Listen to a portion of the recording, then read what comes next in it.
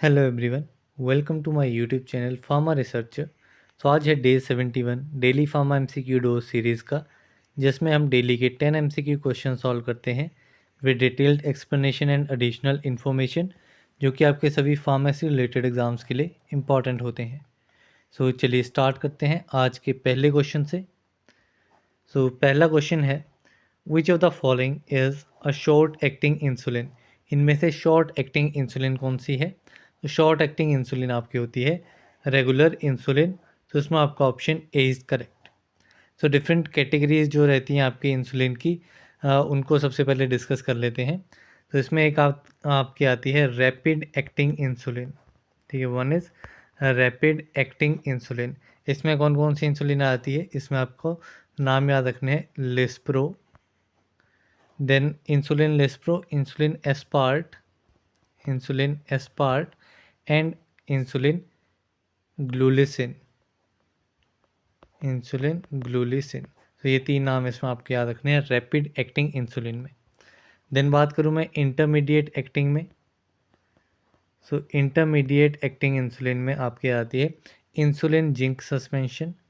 ठीक है, insulin zinc suspension या फिर लेंटे भी इसे कहा जाता है, या फिर न्यूट्रल प्रोटामाइन हैगेडॉन। ठीक है, कौन सी रहती है? Neutral protamine Hagedorn. ठीक है, जिसको NPH भी एब्रीवेट किया जाता है, NPH। इसके अलावा आइसोफेन इंसुलिन भी इसमें रहती है, आइसोफेन इंसुलिन। तो ये डिफरेंट नाम्स आपको इंटरमीडिएट एक्टिंग इंसुलिन में याद रखने हैं। शॉर्ट एक्टिंग में आपकी आ जाती है रेगुलर इंसुलिन, ठीक है, या फिर सोल्यूबल इंसुलिन। देन आती है आपकी कैटेगरी लॉन्ग इंसुलिन। ठीक है, लॉन्ग एक्टिंग इंसुलिन। ठीक है, लॉन्ग एक्टिंग में कौन कौन सी आ जाती है? तो इसमें आपकी इंसुलिन ग्लार्जिन आ जाएगी, insulin glargine and insulin detemir, insulin detemir. तो ये डिफरेंट आपकी क्लासेस हैं इंसुलिन की। अभी कुछ पॉइंट्स हम इंसुलिन के बारे में देख लेते हैं। तो इंसुलिन क्या है? ये डिस्कवर हुई थी 1921 में। किसने डिस्कवर किया था? बेंटिंग एंड बेस्ट ने। ठीक है, कभी कभार इसके साइंटिस्ट के ऊपर भी जो है वो ना क्वेश्चन बन जाता है। पहली बार इसको प्योर क्रिस्टलाइन फॉर्म में 1926 में बना था, एंड केमिकल स्ट्रक्चर जो है इसका फाइनल केमिकल स्ट्रक्चर 1956 में बाय सेंजर ने दिया था। अब इसमें और इम्पॉर्टेंट क्वेश्चन जो इसमें बनते हैं अमाइनो एसिड को लेकर के, कि कितने अमाइनो एसिड इसमें प्रेजेंट होते हैं। तो इसमें टोटल 51 अमाइनो एसिड से मिलकर के आपकी इंसुलिन जो है वो बनी होती है। दो चेन्स इसमें रहती हैं, एक चेन रहती है आपकी ए, दूसरी चेन आपकी रहती है चेन बी। ए चेन में आपके 21 अमाइनो एसिड्स रहते हैं, जबकि बी चेन में आपके 30 अमाइनो एसिड्स रहते हैं। एंड ये दोनों चेन्स जो हैं वो आपकी डाइसल्फाइड बॉन्ड के साथ जुड़ी होती हैं। ठीक है, इसके अलावा इंसुलिन जो है वो कहाँ से सिक्रीट होती है, कौन सिक्रीट करता है? तो ये पेनक्रियाज से सिक्रीट होती है, एंड पेनक्रियाज के जो आपके बीटा सेल्स हैं वो इंसुलिन को सिक्रीट करते हैं। तो ये डिफरेंट पॉइंट्स हैं इंसुलिन के बारे में, जहाँ से क्वेश्चन जो वो ज़्यादातर देखा जाता है। सो अभी चलते हैं नेक्स्ट क्वेश्चन की तरफ। तो नेक्स्ट क्वेश्चन है, the blood group that contains no antibody is. तो किस ब्लड ग्रुप में कोई भी एंटीबॉडी प्रेजेंट नहीं होती है? तो इसमें आपका आंसर रहेगा ब्लड ग्रुप ए बी। तो इसमें आपका ऑप्शन ए इज़ करेक्ट। तो डिफरेंट टाइप्स के ब्लड ग्रुप्स रहते हैं, एंड इसमें एंटीबॉडीज़ एंड एंटीजेंस प्रेजेंट होते हैं। ठीक है, सो इसमें हम बारी बारी कुछ ब्लड ग्रुप्स के बारे में देख लेते हैं। सो इसमें हम डिफरेंट ब्लड ग्रुप्स को देखते हैं। लाइक एक ब्लड ग्रुप आपका होता है A positive, O positive, B positive, A B positive. ठीक है, एंड देन इनकी नेगेटिव फॉर्म्स आ जाती हैं, A negative, O negative, B negative and A B negative. अब इसमें क्वेश्चन बनता है यूनिवर्सल डोनर कौन है? मींस ऐसा ब्लड ग्रुप जो कि हर दूसरे ब्लड ग्रुप वाले पर्सन को ब्लड डोनेट कर सकता है। दूसरा यूनिवर्सल रिसीवर कौन है? मींस जो डोनेट तो नहीं कर सकता, लेकिन रिसीव जो है वो हर ब्लड ग्रुप वाले से कर सकता है। तो इसमें यूनिवर्सल डोनर आपका रहता है ओ नेगेटिव। ओ नेगेटिव आपको याद रखना है, आपका यूनिवर्सल डोनर होता है, ठीक है। It is universal donor means donate हर ब्लड ग्रुप वाले को, चाहे वो ए पॉजिटिव है, O positive, B positive, A B positive, ठीक है, या नेगेटिव वाले हैं, तो सभी को ही ब्लड डोनेट किया जा सकता है ऐसे पर्सन के थ्रू जिसका ब्लड ग्रुप ओ नेगेटिव है। एंड दूसरा आता है आपका A B positive. A B positive आपका यूनिवर्सल रिसीवर होता है, ठीक है, मीन्स ये हर एक ब्लड ग्रुप वाले पर्सन से ब्लड जो है वो रिसीव कर सकता है। अब ये दोनों आ गए कि यूनिवर्सल डोनर एंड रिसीवर है। अब जैसे कि ये आपका यूनिवर्सल डोनर है, मीन्स डोनेट सभी को कर पाएगा, लेकिन रिसीव किससे कर पाएगा, ओ नेगेटिव वाला। सो ऐसे पर्सन जिनका ब्लड ग्रुप ओ नेगेटिव ही है, ठीक है, सिर्फ ओ नेगेटिव वाले पर्सन से ही आपका ओ नेगेटिव वाला पर्सन रिसीव कर पाएगा, ठीक है। वैसे ही ए बी पॉजिटिव वाला यूनिवर्सल रिसीवर है, मतलब रिसीव तो सबसे कर पाएगा, लेकिन अब डोनेट किसको कर पाएगा, तो सिर्फ अपने जैसे ब्लड ग्रुप वाले पर्सन को ही ये डोनेट कर पाएगा। अब बारी बारी सारे ब्लड ग्रुप्स को देखते हैं, उनमें क्या प्रॉपर्टीज़ रहती हैं। लाइक आपका आ जाता है सबसे पहले ए पॉजिटिव एंड ए नेगेटिव से स्टार्ट करते हैं। यहाँ पे हम देखते हैं कि डोनेट किसको कर पाएगा एंड रिसीव कहाँ से कर पाएगा, डी एंड आर से इसको डिनोट कर देते हैं। तो जो ए पॉजिटिव वाला है, ए पॉजिटिव में या ए ब्लड ग्रुप वाले में आपका एंटीजन ए रहेगा, ठीक है, एंटीजन ए रहता है एंड एंटीबॉडी जो है वो ऑपोजिट रहती है, ठीक है। एंटीबॉडी की बात करें तो इसमें एंटीबॉडी बी रहती है। अब अगर इस पर्सन को ए पॉजिटिव वाले को अगर हम बी ब्लड ग्रुप दे देंगे, ठीक है, बी ब्लड दे देंगे बी पॉजिटिव वाला, सो उस केस में क्या होगा, तो इसमें आपकी एंटीजन ए है लेकिन एंटीबॉडी बी है। सो जो एंटीबॉडी बी है वो इस बी एंटीजन वाले में, क्योंकि बी वाले में क्या है, एंटीजन बी है, तो अब एंटीबॉडी जो इसमें ऑलरेडी प्रेजेंट है वो इस ब्लड को डिस्ट्रॉय कर देगी, इसके सेल्स को रप्चर कर देगी। सो उस केस में सीरियस हार्मफुल इफेक्ट जो है वो आएंगे, ठीक है। इस केस में आपका ए बी पॉजिटिव जो है वो इसको, या बी नेगेटिव हम ब्लड ग्रुप ए वाले को नहीं दे सकते हैं, ठीक है। सो अब ए वाले में ए पॉजिटिव वाले को क्या क्या दे सकते हैं, ए नेगेटिव वाले को। सो ये तो था आपका basic concept, antibody and antigen किस में कौन सा प्रेजेंट रहेगा। ए पॉजिटिव वाले में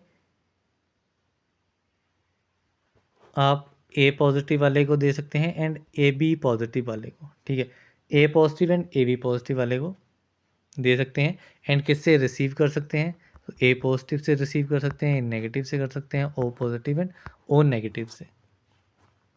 वहीं पे जो आपका ए नेगेटिव है इसमें आपका ए पॉजिटिव आ जाएगा, ए नेगेटिव आ जाएगा, ए बी पॉजिटिव आ जाएगा एंड ए बी नेगेटिव आ जाएगा। इनको ये ब्लड डोनेट कर सकते हैं and A negative and O negative इनसे ये ब्लड रिसीव कर सकते हैं। वहीं पे बात करूं B positive and B negative वालों को, तो बी पॉजिटिव वाले B positive and A B positive वालों से ले सकते हैं, ठीक है, जबकि ये डोनेट मीन्स ये डोनेट कर सकते हैं B positive and A B positive वालों को। रिसीव किससे कर सकते हैं, सो बी पॉजिटिव वाले ब्लड रिसीव कर सकते हैं बी पॉजिटिव से भी, बी नेगेटिव से भी, O positive and O negative से भी, ठीक है। देन आता है आपका ओ पॉजिटिव, ठीक है। ओ नेगेटिव तो आपका यूनिवर्सल डोनर हो गया, तो उसकी हमने बात कर ली है।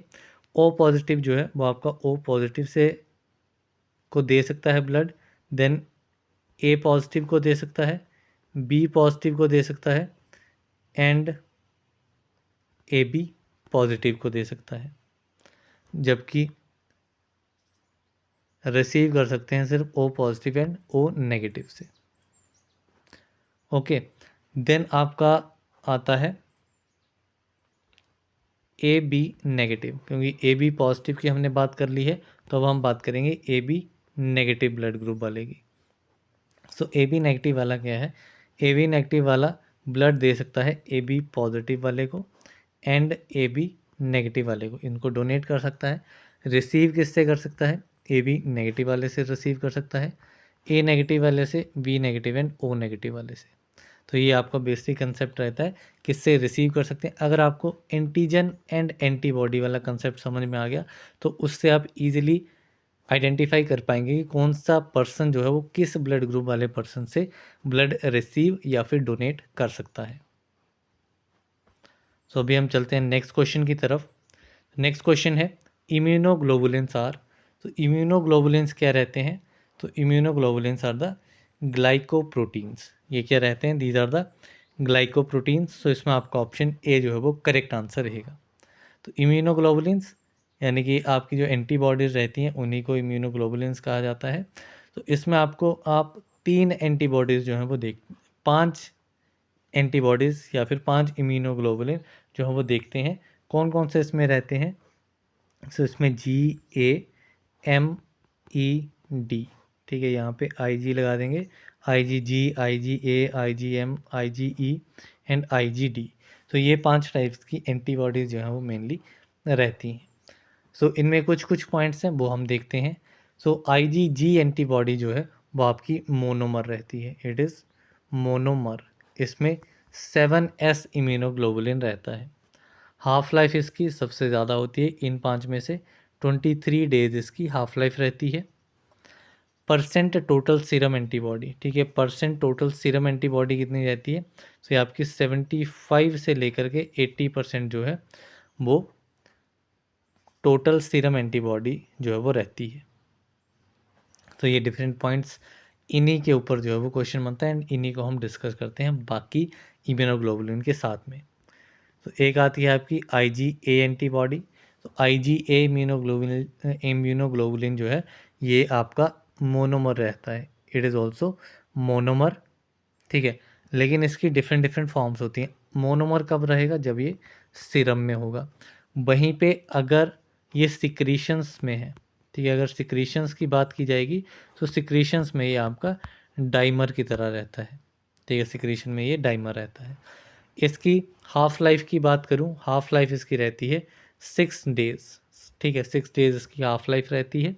And percent total serum antibody, ठीक है, सीरम परसेंटेज कितनी रहती है? 10 से लेकर के 15%। इसके अलावा बात करूं IgM की, तो IgM किस फॉर्म में रहती है? तो IgM जो है वो आपकी पेंटामर फॉर्म में रहती है, ठीक है, पेंटामर फॉर्म। ये एंटीबॉडी आपको याद रखनी है। पेंटामर के केस में डायरेक्ट क्वेश्चन बनता है कि कौन सी एंटीबॉडी पेंटामर रहती है। So it is IgM। Half life इसकी रहती है 5 दिन, ठीक है, 5 डेज इसकी हाफ लाइफ है। परसेंट टोटल सीरम एंटीबॉडी जो है वो 5 से 10% इसमें रहती है। इसके अलावा नेक्स्ट इम्यूनोग्लोबुलिन की बात करूं IgE की, तो IgE जो है वो भी आपकी मोनोमर रहती है, इट इज़ ऑल्सो मोनोमर, ठीक है। इसकी हाफ लाइफ की बात करूं सो हाफ लाइफ इसकी रहती है 2 days. And total percent serum जो है, सीरम कंसंट्रेशन ये आपकी 0.002, सबसे कम जो है वो IgE की ही रहती है। देन बात करूं IgD की, सो IgD जो है ये आपकी रहती है, इट इज़ ऑल्सो मोनोमर, ठीक है। एंड इसकी हाफ लाइफ जो है, हाफ लाइफ इज़ 3 डेज, जबकि टोटल सीरम कंसंट्रेशन जो है वो आपकी रहती है 0.2%। तो ये डिफरेंट पॉइंट्स जो हैं वो आपको इन 5 एंटीबॉडीज़ में याद रखने हैं। सो अभी चलते हैं हम नेक्स्ट क्वेश्चन की तरफ। नेक्स्ट क्वेश्चन है total number of blood clotting factor are. तो total number of blood clotting factors कितने रहते हैं? तो ये आपके टोटल 13 इन नंबर रहते हैं, ठीक है, टोटल मतलब 13 तक रहते हैं। एक जो है आपका फैक्टर नंबर 6 रहता है वो एलिमिनेट हो गया है, तो वो नहीं रहता। बाकी टोटल की बात करें तो टोटल जो है वो 13 नंबर तक जो है वो आपके क्लॉटिंग फैक्टर्स रहते हैं। सो इसमें आपका ऑप्शन बी जो है वो करेक्ट आंसर रहेगा। अब उन 13 को देख लेते हैं क्या क्या उनके नाम हैं, ठीक है, क्योंकि नाम के ऊपर क्वेश्चन बनता है। सबसे पहले आता है आपका फैक्टर नंबर 1। फैक्टर नंबर 1 आपका रहता है फाइब्रिनोजन, ठीक है, factor number 1 is fibrinogen. 2 is prothrombin, 2 is prothrombin. Factor number 3 is, फिर 2 रहेगा, factor number 3 is tissue factor. Factor 3 कौन सा रहता है? टिश्यू फैक्टर, जिसको थ्रोम्बोप्लास्टिन भी कहा जाता है, थ्रोम्बोप्लास्टिन। देन आता है आपका फैक्टर नंबर 4, जो कि आपके रहते हैं कैल्शियम आयंस। देन आता है फैक्टर नंबर 5, जो कि आपका रहता है लेवाइल फैक्टर, ठीक है, लेवाइल फैक्टर से मोस्टली कहा जाता है। देन फैक्टर नंबर 6 नहीं रहता है। देन आता है आपका फैक्टर नंबर 7। फैक्टर नंबर 7 कौन सा रहता है? इट इज़ स्टेबल फैक्टर, ठीक है, इट इज़ स्टेबल फैक्टर, या फिर प्रो कन्वर्टिन भी इसे कहा जाता है, प्रो कन्वर्टिन। देन इसके बाद मैं बात करूँ फैक्टर नंबर 8 की। सो फैक्टर नंबर 8 में आपका रहता है एंटी हेमोफिलिक फैक्टर ए, ठीक है, इसको एंटी हेमोफिलिक फैक्टर ए कहा जाता है, ठीक है। देन बात करूँ फैक्टर नंबर 9 की। तो फैक्टर नंबर 9 कौन सा है?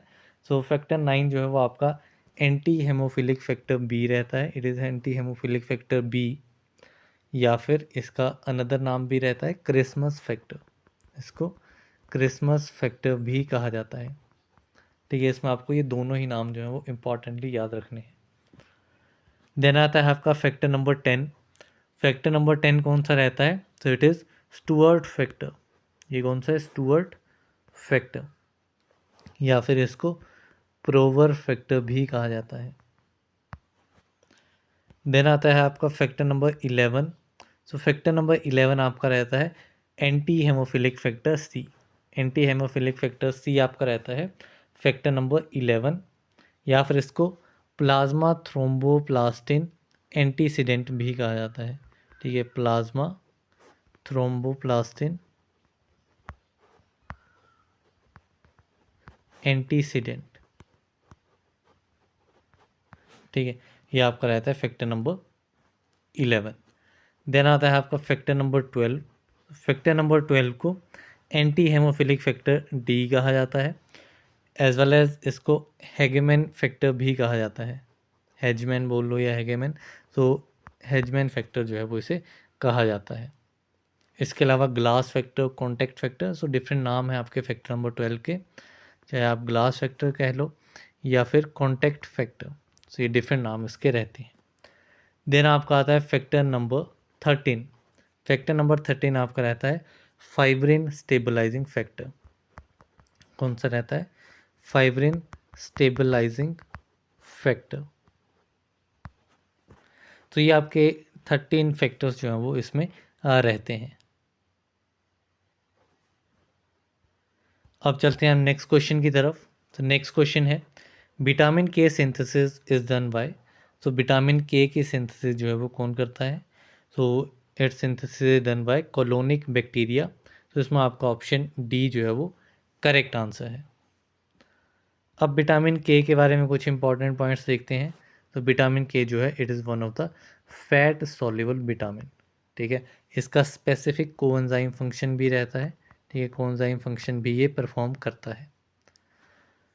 इसके अलावा विटामिन के जो है वो आपका ब्लड क्लॉटिंग फैक्टर्स के लिए असेंशियल रहता है। किसके लिए?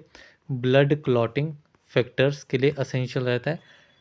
अब कौन कौन से हमने 13 फैक्टर्स पढ़े, 13 में से 4 फैक्टर जो हैं उनकी सिंथेसिस में ये रोल प्ले करता है आपका विटामिन की।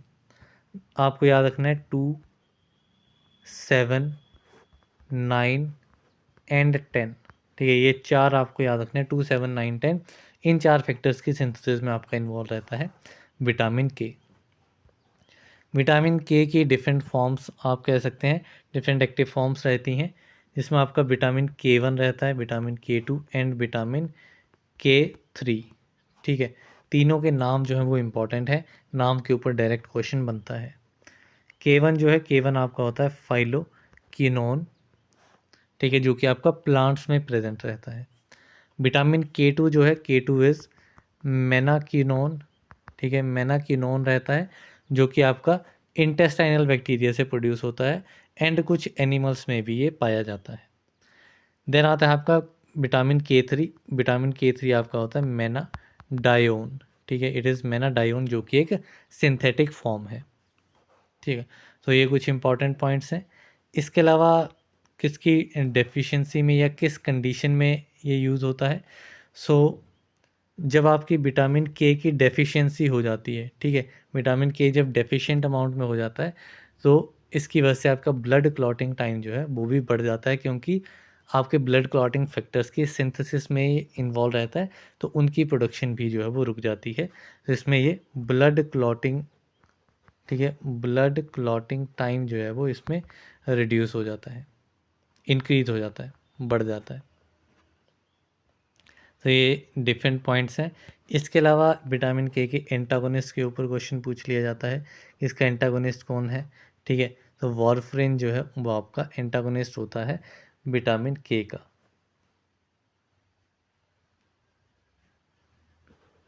तो ये डिफरेंट पॉइंट्स हैं आपके विटामिन के बारे में। अभी हम चलते हैं नेक्स्ट क्वेश्चन की तरफ। तो नेक्स्ट क्वेश्चन है, which of the following hormone is not secreted by anterior pituitary? Anterior pituitary से कौन सा हार्मोन सीक्रेट नहीं होता है? तो पिट्यूटरी ग्लैंड जो है उसमें दो पार्ट रहते हैं आपका, एक रहेगा एंटीरियर पिट्यूटरी, दूसरा रहेगा पोस्टीरियर पिट्यूटरी, ठीक है। दोनों ग्लैंड्स जो हैं वो डिफरेंट डिफरेंट हार्मोन्स को सीक्रेट करते हैं। तो इसमें अगर मैं सबसे पहले बात करूं ACTH की, ACTH दैट इज़ एड्रेनोकोर्टिकोट्रॉपिक हार्मोन, क्या रहता है? इट इज़ एड्रेनोकोर्टिकोट्रॉपिक हार्मोन, ठीक है। ये आपका एंटीरियर पिट्यूटरी से सिक्रीट होता है, ठीक है, तो ये आपका आंसर तो नहीं होगा। दूसरा आपका आता है ADH, ADH इज एंटी डायूरेटिक हार्मोन, सो ये आपका पोस्टीरियर पिट्यूटरी से सिक्रीट होता है, it is secreted by posterior pituitary, तो यही आपका आंसर जो है वो सही रहेगा। तो इसमें आपका ऑप्शन 20 करेक्ट। इसके अलावा अदर ऑप्शंस देखें जैसे कि FSH, FSH क्या है? It is follicle stimulating hormone, ये कौन सा रहता है? फॉलिकल स्टिमुलेटिंग हार्मोन रहता है आपका FSH, ये भी आपका एंटीरियर पिट्यूटरी से सिक्रीट होता है। देन आपका आता है TSH, TSH is thyroid stimulating hormone, ये कौन सा रहता है? It is thyroid stimulating hormone. तो थायराइड ग्लैंड के साथ इसका कन्फ्यूज़न हो सकता है, लेकिन थायराइड स्टिमुलेटिंग हार्मोन जो है वो आपका एंटीरियर पिट्यूटरी सिक्रेट करती है, जबकि जो आपका थायराइड ग्लैंड है वो आपका थायरोक्सिन, ट्राईआइडोथायरोनिन और कैल्सिटोनिन, ये डिफरेंट हार्मोन्स को सिक्रेट करता है। तो ये डिफरेंट आपके रहते हैं। इसके अलावा अगर मैं इंटीरियर पिट्यूटरी की बात करूँ तो जो आपके ग्रोथ हार्मोन्स होते हैं, प्रोलैक्टिन हो गया, ठीक है, या फिर ल्यूटेनाइजिंग हार्मोन है, तो ये भी आपके जो है वो इंटीरियर पिट्यूटरी से सिक्रीट होते हैं। जबकि मैं पोस्टीरियर पिट्यूटरी की बात करूं तो पोस्टीरियर पिट्यूटरी जो है वो एक तो आपका एंटी डायूरेटिक हार्मोन हो गया, ऑक्सीटोसिन आप इसमें याद रखेंगे, एंड बेसोप्रेसिन, ठीक है। इन डिफरेंट नामों से जो है वो क्वेश्चन पूछा जाता है। तो अभी हम चलते हैं नेक्स्ट क्वेश्चन की तरफ। तो नेक्स्ट क्वेश्चन है, antidote use for organophosphate poisoning, ठीक है, कौन सा एंटीडोट जो है वो यूज़ होता है ऑर्गेनोफॉस्फेट पॉइजनिंग में? तो ये एंटीडोट आपका, हम मेनली ऑर्गेनोफॉस्फोरस पॉइजनिंग में क्या पढ़ते हैं? प्रेलीडॉक्सिन, ठीक है, प्रेलीडॉक्सिन इसमें ड्रग देखा जाता है एज एन एंटीडोट। लेकिन एट्रोपिन जो है, एट्रोपिन भी आपका अल्टरनेटिव होता है एंटीडोट फॉर ऑर्गेनोफॉस्फोरस पॉइजनिंग। तो इसमें आपका ऑप्शन बी जो है वो करेक्ट आंसर रहेगा। इसके अलावा कुछ और अदर कंपाउंड्स के बारे में बात करें तो उनके एंटीडोट्स के बारे में देख लेते हैं। तो इसमें एक आता है आपका कोपर, ठीक है, कोपर का एंटीडोट होता है पेनिसिलामाइन, ठीक है, कोपर का एंटीडोट कौन सा रहता है? पेनिसिलामाइन। इसके अलावा अगर मैं इथेनॉल की बात करूं तो इथेनॉल का एंटीडोट आपका रहता है डाइसल्फिराम, ठीक है। देन आपका बेंजोडाइजिपीन इसमें इम्पॉर्टेंट है, तो बेंजोडाइजिपीन का एंटीडोट आपका रहता है फ्लूमाजेनिल, ठीक है, बेंजोडाइजिपीन का फ्लूमाजेनिल एंटीडोट होता है। देन आपका हैवी मेटल्स हो गए, ठीक है, हैवी मेटल्स के लिए इसके अलावा आर्सेनिक एंड गोल्ड, ठीक है, इनके लिए आपका एंटीडोट रहता है डाइमर कैप्रोल, ठीक है, डाइमर कैप्रोल जिसको BAL ब्रिटिश एंटील्यूसाइड भी कहा जाता है। इसके अलावा लेड पॉइजनिंग में आपका एंटीडोट होता है EDTA, ठीक है, EDTA आपका लेड पॉइजनिंग में एंटीडोट रहता है। Then paracetamol poisoning that is acetaminophen, ठीक है, एसेटाअमाइनोफेन के लिए एंटीडोट आपका रहता है acetyl cysteine. Acetyl cysteine is antidote for acetaminophen. So these are some of the antidotes. सो अभी हम नेक्स्ट क्वेश्चन पे चलते हैं। नेक्स्ट क्वेश्चन है what is the primary important characteristic of the intramuscular route of drug administration. Important characteristic बतानी है intramuscular route of drug administration की। तो इसमें इंपॉर्टेंट कैरेक्टरिस्टिक क्या है? Only water solutions are injectable, no. Oily solutions can be injectable, जी हाँ। तो इसमें ऑयली सॉल्यूशंस को इंजेक्ट किया जा सकता है इंट्रामस्कुलर रूट से, ठीक है। सो ये आपकी करेक्ट रहेगी। बाकी opportunity of hypertonic solution injection ये भी नहीं रहेगा। एंड एक्शन डेवलप्स स्लोअर, तो इंट्रावेनस है तो इसका एक्शन तो फास्ट ही होता है, तो ये भी इसमें नहीं रहेगा। तो इसमें आपका ऑप्शन बी जो है वो करेक्ट आंसर है। इसके अलावा कुछ और इंपॉर्टेंट पॉइंट्स देखते हैं।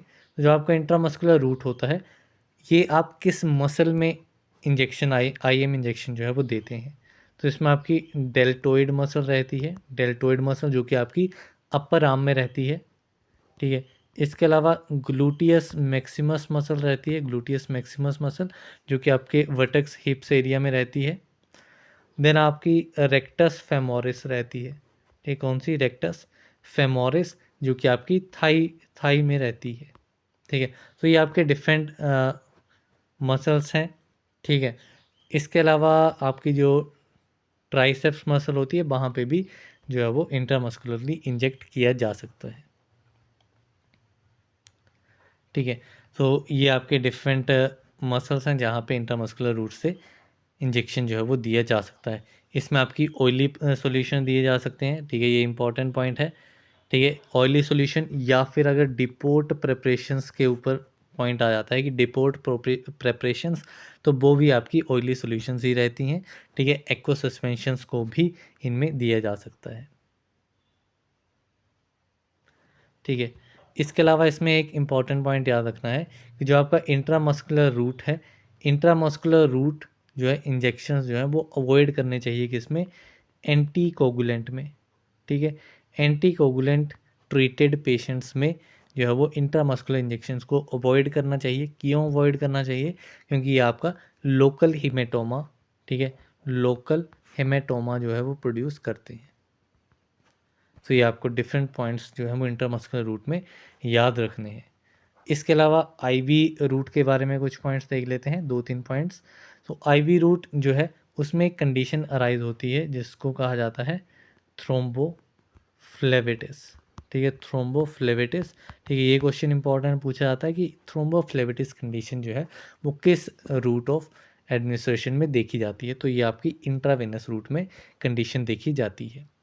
इसके अलावा बायो अवेलेबिलिटी 100% किस रूट में होती है? तो ये भी आपकी इंट्रावेनस रूट में रहती है, ठीक है। तो ये 2-3 पॉइंट हैं इंट्रावेनस में, इनके ऊपर काफ़ी बार रिपीटेडली क्वेश्चन पूछा जाता है। सो अभी हम नेक्स्ट क्वेश्चन देखते हैं। तो नेक्स्ट क्वेश्चन है indicate the skeletal muscle relaxant which is a depolarising agent. तो कौन सा स्केलेटल मसल रिलैक्सेंट एक डीपोलराइजिंग एजेंट है? तो इसमें आपका आ जाएगा सक्सिनेल कोलिन। तो इसमें आपका ऑप्शन सी जो है वो करेक्ट आंसर बन जाएगा। अब जो आपके स्केलेटल मसल रिलैक्सेंट्स हैं वो पेरिफेरली एंड सेंट्रली एक्ट करते हैं। तो पेरिफेरली एक्टिंग मसल रिलैक्सेंट्स होते हैं उसमें 2 कैटेगरीज आपकी रहती हैं, ठीक है। जो आपके पेरिफेरली एक्ट करते हैं उन्हीं को अभी हम यहाँ पे देख लेते हैं। तो एक आपके आते हैं neuro muscular junction blocking agent, ठीक है, एनएमजे ब्लॉकर्स। एंड दूसरे आपके आते हैं डायरेक्टली एक्टिंग, ठीक है। अब जो आपके न्यूरोमस्कुलर ब्लॉकिंग एजेंट्स होते हैं इसमें फर्दर 2 कैटेगरीज होती हैं आपकी, एक नॉन डीपोलराइजिंग एंड एक आपकी डीपोलराइजिंग। दोनों में अलग अलग ड्रग्स जो हैं वो आते हैं। डीपोलराइजिंग में देख लेते हैं क्योंकि क्वेश्चन डीपोलराइजिंग का आया है। तो इसमें सक्सिनिल कोलिन आ जाता है, इसके अलावा डेकामिथोनियम, ठीक है, इसके अलावा डेकामिथोनियम, ठीक है। ये ड्रग आपको इसमें याद रखना है, ठीक है। इसके अलावा जो आपके नॉन डीपोलराइजिंग है, ठीक है, non depolarising neuromuscular blocking agents. So इसमें आपके डिफरेंट डिफरेंट ड्रग्स आ जाते हैं। तो इसमें डिफरेंट कैटेगरीज आपकी आती हैं। लॉन्ग एक्टिंग, जिसमें आपका डी ट्यूबोकुरारिन आ जाएगा, पेनकुरोनियम आ जाएगा, ठीक है, डॉक्सा कुरियम आ जाएगा, या फिर पाइपर कुरोनियम आ जाएगा, ठीक है। ये डिफरेंट ड्रग्स इसमें रहते हैं। यहीं पे अगर नॉन डिपोलराइजिंग में, जिनको कम्पिटिटिव ब्लॉकर्स भी इन्हें ही कहा जाता है, सो इसमें आपका इंटरमीडिएट क्लास जो है, इंटरमीडिएट में कौन कौन से आ जाते हैं, तो इसमें आपका बेनकुरोनियम आ जाएगा, ठीक है, एट्रा एट्राकुरियम आ जाएगा, सीसा ट्राकुरियम आ जाएगा, एंड रो कुरोनियम आ जाएगा, ठीक है। ये डिफरेंट ड्रग्स इसमें आपको याद रखने हैं। देन इंटरमीडिएट के बाद आपकी आती है शॉर्ट एक्टिंग, ठीक है।